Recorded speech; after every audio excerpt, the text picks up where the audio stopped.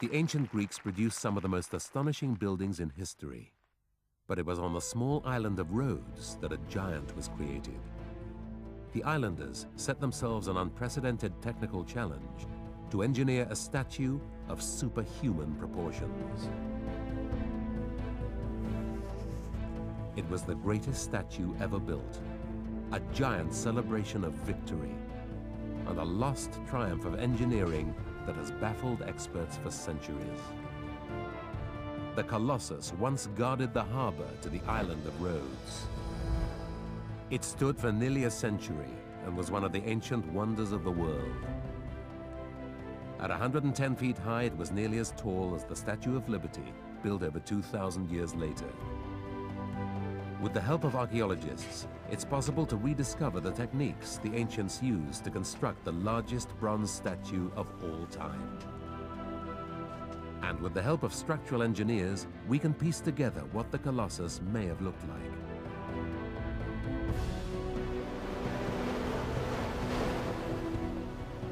The story of the Colossus began in 305 BC, when a powerful enemy fleet began a year-long siege of the small island of Rhodes.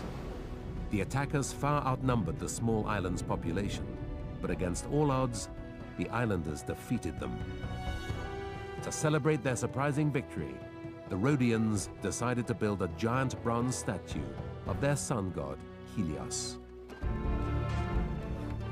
A local sculptor, Helios of Lindos, was given the challenge of building a statue nearly twice as tall as any ever built. Construction took 12 long years of hard labor and 200 tons of bronze. To begin, the architect, Helios, had to work out where best to build the statue.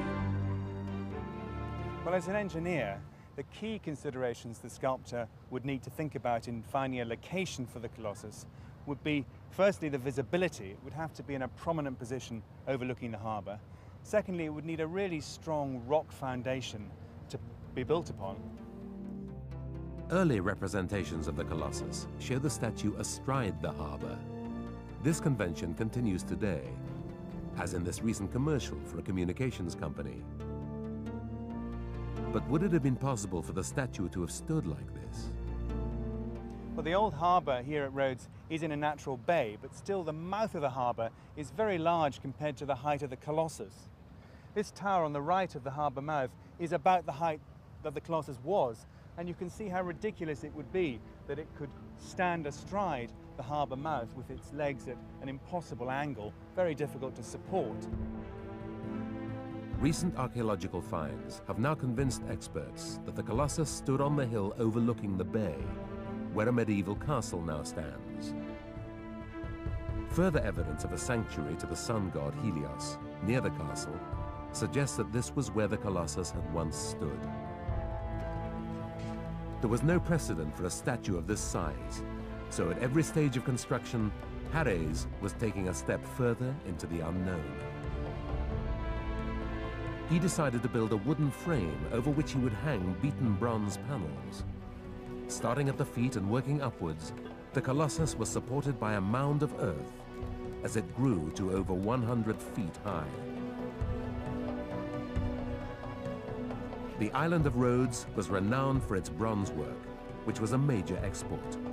But because the Colossus was so large, the entire casting pit could only make one small section at a time. We have evidence from around the time that the Colossus was built that the Rhodians were experts in bronze work. This is one of the largest bronze casting pits ever found from ancient Greece, and it proves that the Rhodians were able to make large, hollow bronze pieces. It works a bit like a kiln. They would fashion a large block of clay, and then by placing wax around the outside in a thin layer and more clay outside that, they could create the shape that they wanted to cast. They would pack earth down around the whole structure and then fire the clay from beneath using fires in the bottom of the pit. That would then set the clay into the shape of the form. The wax would be drained out and the liquid bronze poured in from the top. Hundreds of these pieces were cast and carried up the growing mountain to be attached to the wooden framework. Stones were dropped down inside to give stability. But after 12 years of construction, when the earth was removed, how could Helios be sure that the Colossus would stand up? To support a human shape with two legs, a sculptor might use a third support disguised in some way, something draped down to the ground through which they can have a third leg, essentially, for the structure to stand. Whatever technique he used, Helios' masterpiece withstood the elements for nearly 60 years. But in 224 BC, there occurred one natural force the Colossus could not survive.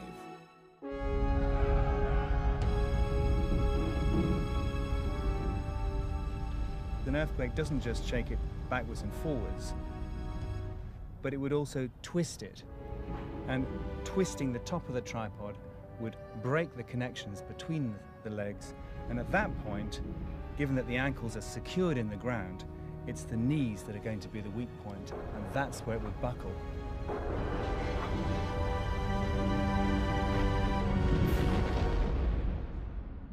The people of Rhodes consulted an oracle, which warned that to rebuild the Colossus would bring them misfortune. So the giant statue lay in pieces for over 1,000 years, until finally the bronze was sold for scrap. Although it fell, this ancient world wonder has lived on as an inspiration to sculptors down through the ages. Most famously, in Auguste Bartholdi's design for the Statue of Liberty, built in the late 1800s.